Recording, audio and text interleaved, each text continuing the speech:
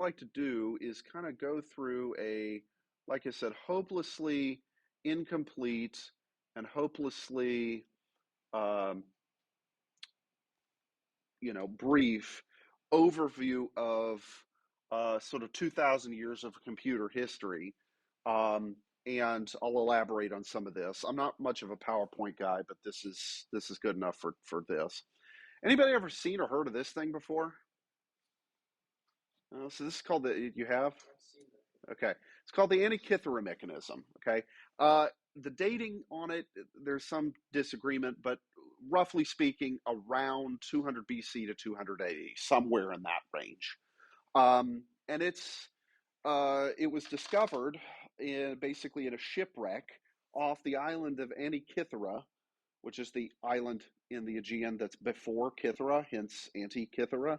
Um, in Greece, and it was clearly an ancient shipwreck because there's ancient coins and other ancient things that were found with it. So in the early 1900s, like 1908 or something like that, some pearl divers found this shipwreck and they found all kinds of stuff on it. And so it gets excavated and taken to the museums and stuff in Athens to figure out, okay, all this cool stuff. And then they find this thing, and it's partially broken, so there are pieces all over the place. And it's clearly some sort of mechanical gadget because you look at it and there's like gears and stuff. That's weird. Ancients didn't really do a whole lot with gears. Um, and they were also able to figure out kind of that it had something to do with astronomical calculating because there's actually an instruction manual on the side. Now, of course, it's written in ancient Greek, so you better be able to read ancient Greek. But then they do x rays and start to figure it out. And there's been a lot of really cool scholarship to figure out exactly how it worked. Um, and basically, what it could do is tell you when the eclipses were going to be and where the sun and moon were in the heavens and where the planets were going to be, all of that. And it actually works. Or, the reconstructions, like mathematically, they work. Yes, there is going to be an eclipse on that, date. Wow, that's pretty cool, right? And what's even cooler is what was the cosmology in 200 BC? How did people think about the way that the planets and heavens were oriented? Yeah. Yeah, Earth was at the center and everything revolved around the Earth. And so this thing was designed based on that mathematical model and it still works. Okay. So those of you who are going to take any physics will learn that no frame of reference is any more privileged than any other frame of reference. And so using a geocentric mathematical model that gets you right answers. That doesn't mean that the heavens are actually laid out that way, as we've come to learn since. But the math works, and if all you want to know is when the eclipse is going to be, well, okay, right? And eclipses were a big deal back then. Wars would stop basically if an eclipse happened. They'd be like, okay, maybe this is a sign we shouldn't be fighting, or stuff like that. Of course, did anybody see the eclipse in what was it, 2018? Yeah, pretty cool. Yeah, and there's gonna be another one in April 2024, and it'll be visible here in Indiana. You don't have to go anywhere, so just go outside, obviously, and hope it's not cloudy.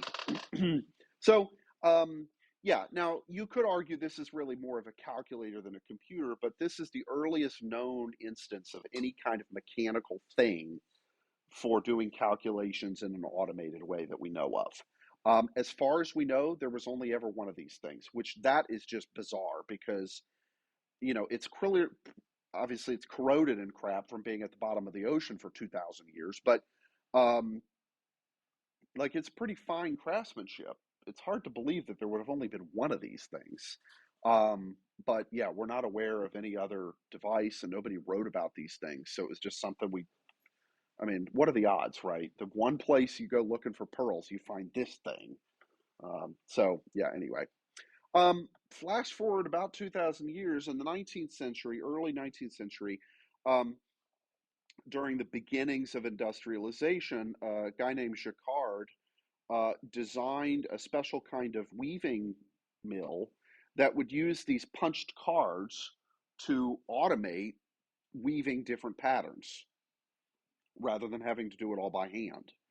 Uh, and so obviously the productivity went through the roof. He was able to produce a lot of material, but you can see sort of the program, if you will, on all these little holes that are in certain spots in these punched cards. Um, and so you could argue that this was the first programming that anybody ever did. And therefore, who were probably the first programmers? Who would have been working in a weaving loom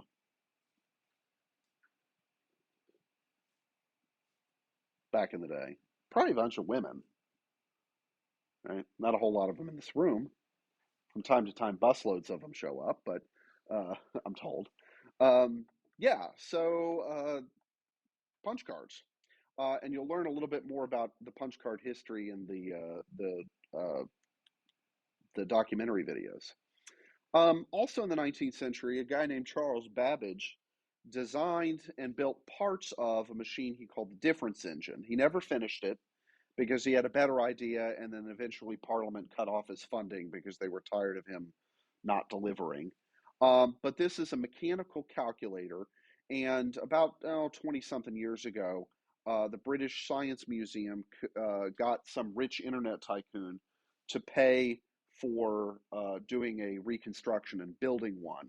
So the British Library and Museum, they have Babbage's papers, all of his drawings and sketches and stuff, and so they built two copies of it to period machining specifications. So they did all the metal work basically uh, to the precision that would have been possible by people in the 19th century to see if Babbage would have been able to finish it if he just had unlimited money.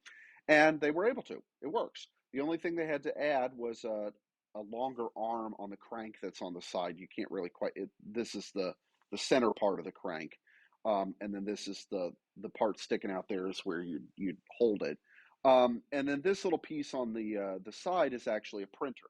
So this thing, you would set it up to do a particular kind of computation, and it could print the results straight onto paper. No human intervention required except for turning the crank and setting it up in the first place.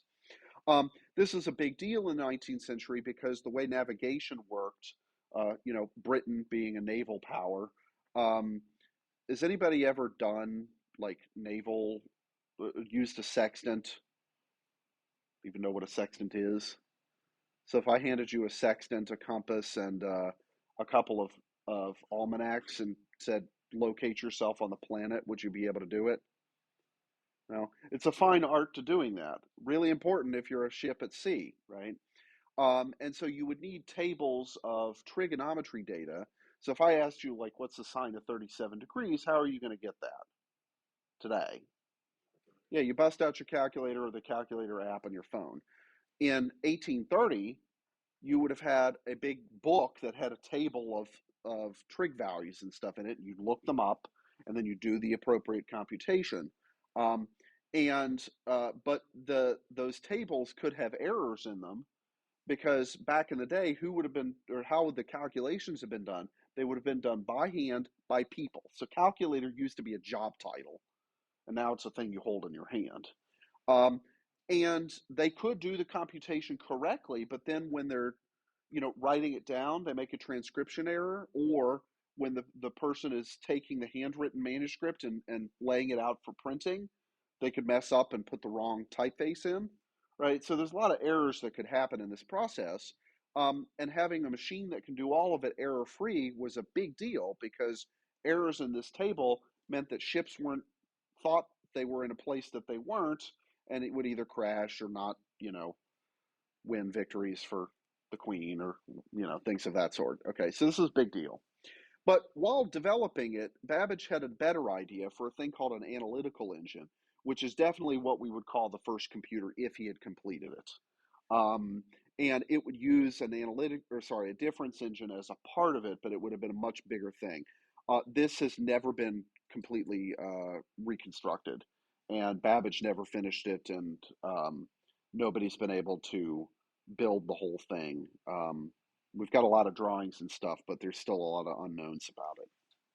Uh, Ada Lovelace was somebody who worked a lot with Babbage, and she, you could argue, wrote the first program for the thing, even though it only existed sort of conceptually. So this is a picture of a basically an execution trace. She's tracing step by step what the machine would have done to compute a certain kind of a certain sequence of numbers.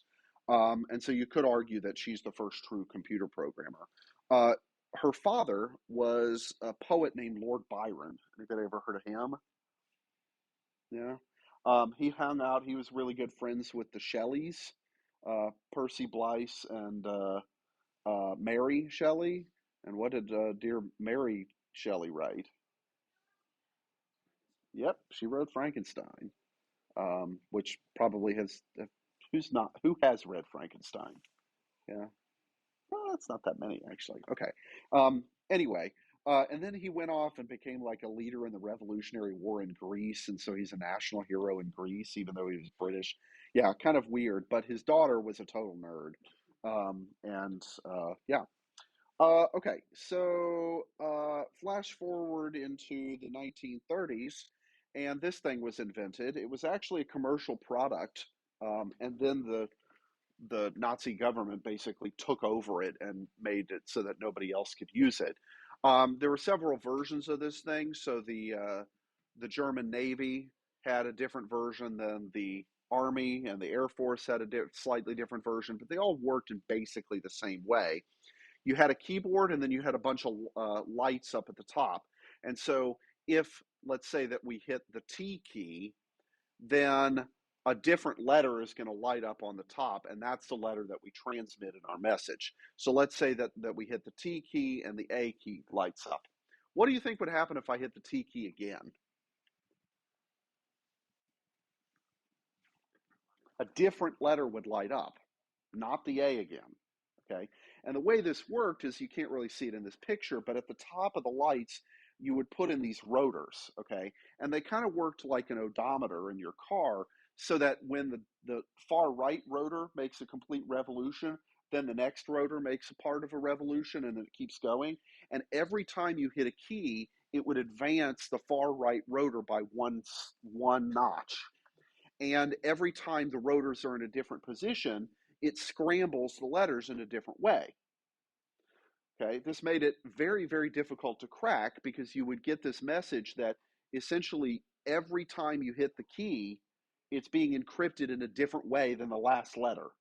So every letter is being encrypted differently. And the only way that the recipient would be able to decode it is they would need to know what initial settings to put the rotors in. So when you started to write to code your message, you'd say, okay, I've got disk number 6 in the first slot and disk number 3 in the second slot, and they're in these initial positions. And you would have to transmit that, um, or you would transmit, like, I use the settings on page 157 of the code book of this date. And you basically tell them which line out of the book, the code book, to go and look at. The military reissued code books over the course of the war. So if you had a code book from a month ago, it was useless, right? You had to get an updated code book. And they did that because what would happen if the Allies managed to get a hold of a code book in one of these things? Well, then they'd be able to crack it. Okay. Um, so yeah. And the brilliant part about the way they designed it is that to decode it, you actually just type the encoded message into the same machine with the same rotor settings. So let's say I type the T key and I get A as my coded letter, then the recipient would type the A key and the T would light up. And so then they'd write down, okay, T was actually the first letter, and they do this for the entire message. Um, and a lot of effort went into cracking this thing for obvious reasons. It happened here in Bletchley Park in England. And basically, a lot of British mathematicians and a lot of Polish ones too, that had fled from Poland after the Nazis invaded, were joined to the effort. And they were led by this guy. Anybody know who he is? No, this is Alan Turing. Um, in many ways, you could consider him the father of computer science as a discipline. Brilliant mathematician, wrote a lot of really important papers, and he kind of oversaw the effort at Bletchley Park. Does anybody know any? So none of you have ever heard about Alan Turing before. Yeah. What do you know about him besides what I just told you? Hmm.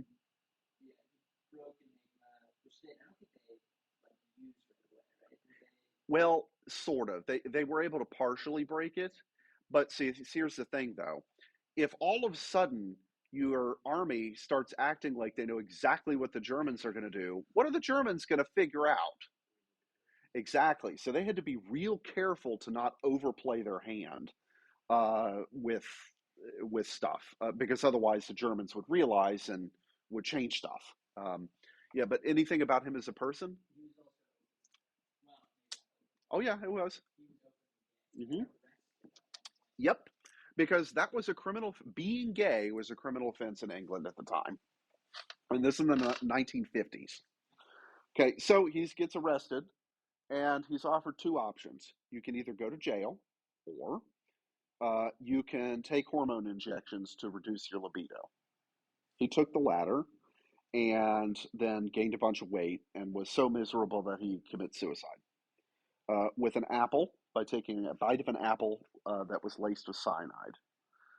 And there's some speculation that the reason that the Apple computer logo is an apple with a bite taken out of it is a reference to Turing. I'm not sure if that's true or not, but yeah. And it wasn't until the maybe about 10 or 15 years ago that the British government finally apologized for the whole thing. They stripped him of his security clearance, and he was basically humiliated publicly by the British government for the sole crime of being gay. So anyway, um, also during the war, on the American side, this machine was being developed. It's called ENIAC. This was a numerical computer, and instead of using mechanical stuff like gears, it used vacuum tubes. Okay, so what is a vacuum tube? Has anybody ever seen one? They're actually kind of like light bulbs. Okay. And back in the day, you guys maybe remember this from when you were younger kids, light bulbs would burn out all the time, right? The incandescent ones, they got hot, they burned out, you'd have to swap them. Vacuum tubes were kind of the same thing. And this thing had hundreds upon hundreds of them, and they all had to be working. And so back in the day, you would, if you thought you had a bad vacuum tube in your radio or whatever, you'd take it to the drugstore or a hardware store, and they'd have a section with like testers that you could test your vacuum tubes on, and then you could see, okay, this is whatever model number, and then they had just boxes of spares that you would take home and pop back into your radio. Now your radio works again. It's not the way it is today um, because of an invention we'll talk about later. Um, and uh, yeah, so these things were pretty unreliable. They would burn out, and that sort of limited the early computing world. In this time, computers were the size of rooms. Okay, how many of you guys have seen the Hidden Figures movie? Okay, love that movie. Well, there's the scene where they buy this new IBM computer, and it comes in a bunch of chunks that are like lots of different refrigerator sized objects. Of course, in the movie, it's hilarious because they can't get it through the door because nobody thought to measure the door to make sure it'd be wide enough to get the stuff through, and they have to knock out the wall, and it's a big ordeal. But yeah, computers were the size of rooms back then. Okay. One of the people that worked on ENIAC was this lady, Grace Hopper. She was a math professor at Vassar, but when the U.S. entered World War II, she basically joined the Navy and ended up in their sort of technical and special um, discipline. She also holds the record for being the oldest person to be on active duty in the entirety of the history of the U.S. military. Okay, so here's a picture of her from the 1980s when she was a Commodore. That rank no longer exists. Now it's a Rear Admiral lower half. But at the time, she had the rank of Commodore. Basically, that's the lowest rank of admiral you can get, right above captain. Yeah, so I mean, this is like your grandma, basically. And so what would happen is, and here she is, she's much younger. Uh, she'd do all kinds of cool stuff, and then she'd retire from the Navy, And then the Navy would move on to some new project, and they'd get stuck and they couldn't figure things out, and so they'd bring her back out of retirement. And this happened like 3 or 4 times, and so yeah, that's how she ended up being so on active duty, so old. So in 1947, this thing got invented, the transistor, and this had the same function or same effective function as the vacuum tube, but it was a hell of a lot smaller. It used way less energy, and they didn't burn out all the time like vacuum tubes or light bulbs did. Great. Okay. Which means we can pack a whole lot more of these things together, and in the giant room, we can have more computer power than we would have been able to with vacuum tubes. Okay. Invented by these guys. Uh, and this is a photo from Bell Labs. A lot of really important stuff happened at Bell Labs back in the day. Um, Later, Bell Labs, they also figured out and made the integrated circuit. This is a picture of the first one. Okay, looks like, you know, uh, janky experiment because it was. Nowadays, you think of integrated circuits as things looking like this. So the actual integrated circuit is this tiny thing in the middle. All the rest of it is just the packaging, okay, that you would drop into a circuit board or something. And you can kind of see these tiny, tiny little metal wires. That's what connects the actual integrated circuit to all of these metal pins that are on the side that would stock it into a circuit board.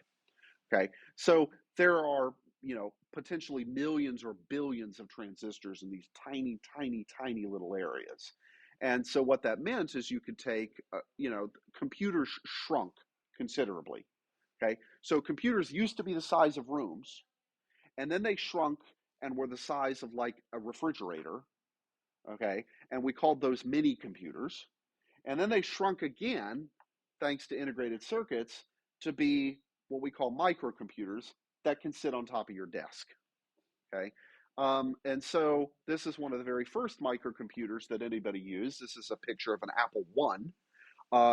Apple sold the parts to put this together. You had to build it yourself um, for $666 because Steve Jobs has a sense of humor. Um, yeah, but you'd get a box of parts and you'd have to put it all together yourself and build the case. Uh, and you would plug it into a TV, and that's how you would display stuff. Um, in the late 1970s, 1977, three famous computers came out: the Apple II, the TRS-80, which was done by Tandy Radio Shack. You guys remember Radio Shack? Yeah. It used to be like it's a pathetic shell of its former self. Like Radio Shack used to be the coolest place ever. When I was a kid, like in the late 80s, my mom and I would go to the mall because she needed to do some shopping or something. And there were two things that would happen when we would go shopping. We always went to the cinnamon roll place at the end. And she would basically, like, let's say she was shopping for clothes. Would she make me come with her to shop for clothes?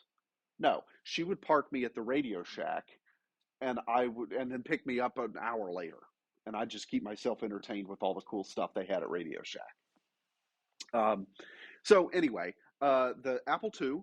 Has anybody ever used one of those before? Yeah. Okay. The TRS-80 and the Commodore PET. Okay. So three computer companies.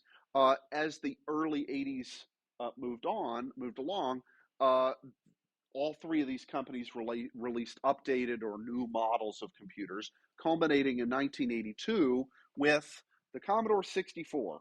And that's what's sitting here on my desk. This is not this particular one, but the Commodore 64 was the very first computer I ever used when I was a kid. It was called the 64 because it had 64 kilobytes of memory.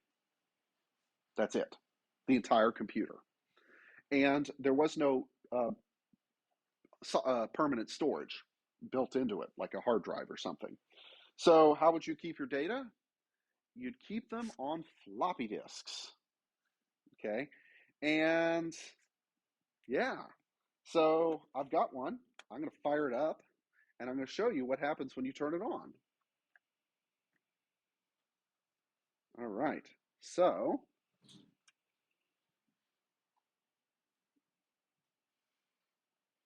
Did I get the display connected correctly? Hold on. Let's see. Pass. Retro. Well, don't tell me the damn thing doesn't work. That's going to be annoying. Well, crap.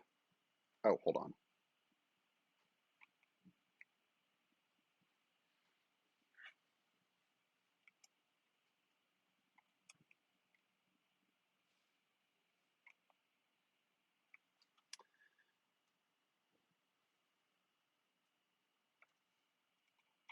I probably have it on the wrong settings. It's been a little while since I've used this thing. Combine.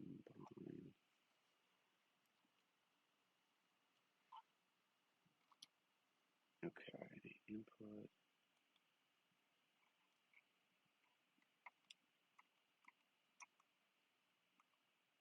Well, okay, I'll mess with it later.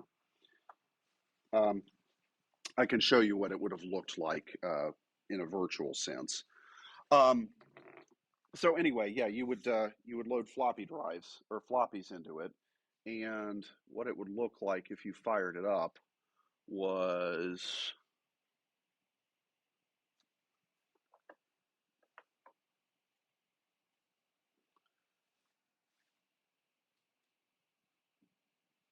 takes a second to load. Looks like this. That's it. The mouse hadn't been invented yet. Windows hadn't been invented yet. That was literally the computer. Right?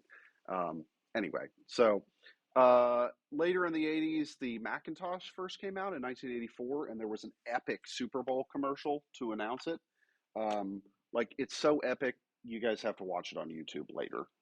It's one of the best commercials for anything ever made, period, end of statement. Yeah, like it was that good. So computers sort of got bigger again in the sense of now you do still have rooms full of computers, but they're supercomputers, right? So NASA has these sorts of things to model planetary motion and things like that. And there are racks and racks of these things that have graphics cards, right? So you built your computer a year ago, yeah, and like in a few months ago, yeah. So you were probably able to find a graphics card without too much trouble this summer. That works too. Okay. Um, the graphics cards, it's kind of like, has anybody tried to get a hold of a PlayStation 5 in the last 2.5 years? Yeah, not easy, is it? Right? Um, and graphics cards, it's sort of the same problem, except so graphics cards, the processors in them work very differently than a computer's central processor, but it makes them very fast and very good at doing very particular kinds of computation, like that you need for computer graphics. Okay, but it turns out that the same parts can be used for things like mining Ethereum or Bitcoin. Okay, so you basically couldn't find a graphics card because all the freaking people mining cryptocurrencies would buy them up and have rooms full of them to try and generate a whole bunch of money. Okay, let me just, I'll tell you this right now. Crypto, it's the stupidest thing. Well, okay, no, the stupidest thing ever is NFTs. Okay, crypto is one step less stupid than NFTs, but they're still, it's still stupid, the whole thing. Okay, um, yeah. Um, and the fact that more electricity gets used for things like crypto than like third world nations is just kind of ridiculous. So yeah. But anyway, these sorts of things can be used to do artificial intelligence, neural net stuff, and where that gets useful, amongst other things, are things like this, right? So you go buy your Tesla, right? Because you've all got 100 grand to drop on a car, yeah. Yeah, and you get the full self-driving package, and then you tell it where you want to go, and you hit a button, and then you just sit there, and the car drives itself, right? Well, how is it able to do that? It's because it has a neural network that basically has mimics the way that the brain is structured in some ways, and it has been trained by watching recorded data of thousands of people driving their cars over time, so it learned how to drive. Kind of scary, though. I'm not sure, you know. And actually, here's the thing about self-driving cars. Do you want self-driving cars for everybody? You can have it tomorrow. What's the condition on having everybody having it tomorrow? The condition is no human drivers are allowed anymore, right? So what makes self-driving so hard is not the driving part, it's dealing with all the idiot humans who are still on the road, right? If we basically said all cars must be fully autonomous, I mean, it's hard, but it's not that hard, right? We could have that tomorrow. I mean, hell, if you guys been up to Purdue, like they got robots that drive around campus to bring you dinner, right? Like if we could do that with a robot to bring you dinner, I think we could do it for cars, right? So anyway, it's all the meat bags that are on the road. Yeah. So, by the way, the Tesla is the price of an A, automatic A in the class. That's my bribery price. Not really. Okay. All right. So that, like I said, is a pretty hopelessly incomplete overview of the course. I'm really irritated that this isn't working, and I wonder what the heck I did to break it. Now I'm going to be sad all day. And so, yeah. All right. So Friday, what we're going to do is tear apart old computers and put them back together and talk about what all the parts are. And then next week, we're going to start doing stuff with transistors and actually building the tiniest building blocks of computers. And we'll go from there. So see you guys later.